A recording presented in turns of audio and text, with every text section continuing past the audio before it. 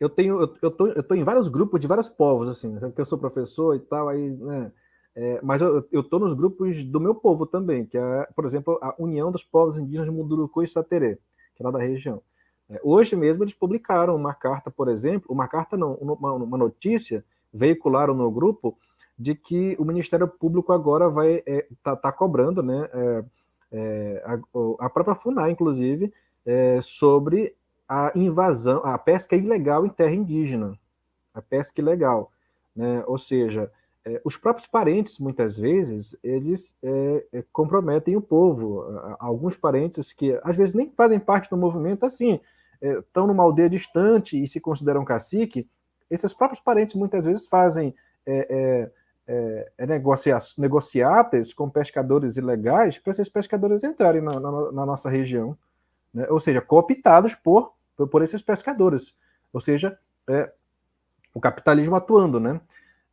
Outra situação o tráfico. O tráfico está intenso hoje no Brasil todo, mas a região mais vulnerável do Brasil em relação ao tráfico de drogas é a região norte. E o Amazonas não é diferente. Eu não vejo ninguém falar sobre essas questões. Nenhuma literatura retrata isso. Outra coisa também madeira, as madeireiras, né? O que está acontecendo hoje é uma grande invasão e cooptação de nossas lideranças, de muitos parentes indígenas, por essas grandes empresas, né, para que elas possam entrar e desmatar, né? E aí causou, inclusive, a morte do Dom e Bruno, que é resultado disso também, do nosso desgoverno, né? Isso eu não vejo na literatura indígena, que é produzido por escritores indígenas, especificamente, né? Eu não vejo essa problematização, a não ser em teses e dissertações. Só que o que a literatura indígena hoje ela está veiculando com muita força? Mitologia. As histórias de origem, né?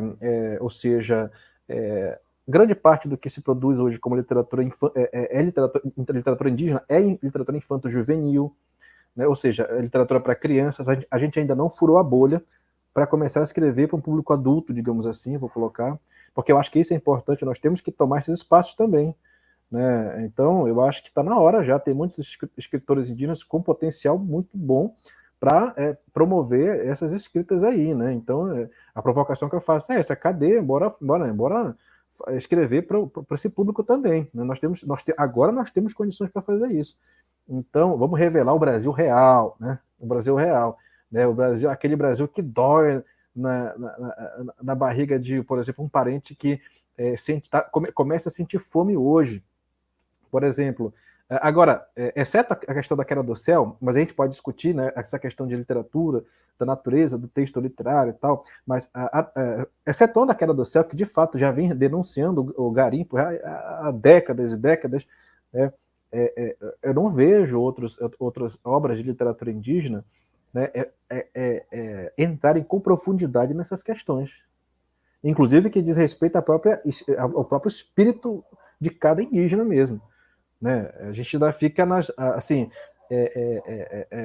olhando para um Brasil de 100, de 200 anos atrás, muitas vezes passando uma imagem para o público, uma imagem que não é o que é o Brasil hoje,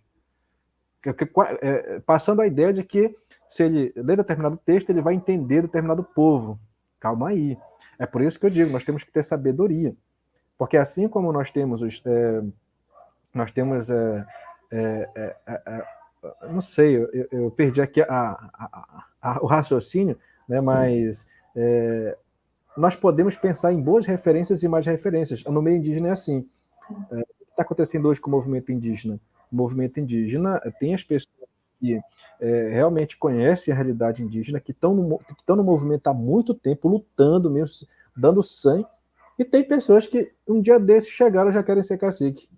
E falam, e querem falar, e querem gritar.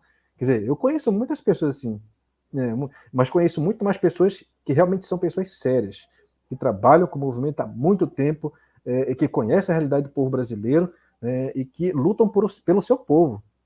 Né? Mas também, infelizmente, tive também já o desprazer de conhecer pessoas que assim, só passaram a se identificar como indígenas, né, assim, há 1 ano, 2 anos, porque viu que o movimento e tal, não sei o que, para ganhar visibilidade.